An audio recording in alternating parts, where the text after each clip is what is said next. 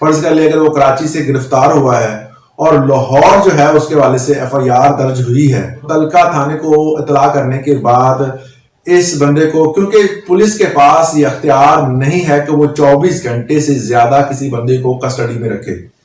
24 घंटे के अंदर अंदर उनको मजिस्ट्रेट के, तलका मजिस्ट्रेट की अदालत में पेश करना लाजमी होता है। ये राहदारी रिमांड के लिए वो उस जगह पर जहां उसको गिरफ्तार किया गया उस थाने की हदूद में जो भी मजिस्ट्रेट होगा उसके पास पेश करेंगे और बताएंगे कि जनाब इसके खिलाफ एफआईआर लाहौर में फलां थाने में जो है वो दर्ज हुई, जिसकी वजह से हमने इसको यहां पर गिरफ्तार किया है और हमें राहदारी रिमांड की इस्तदा करते हैं।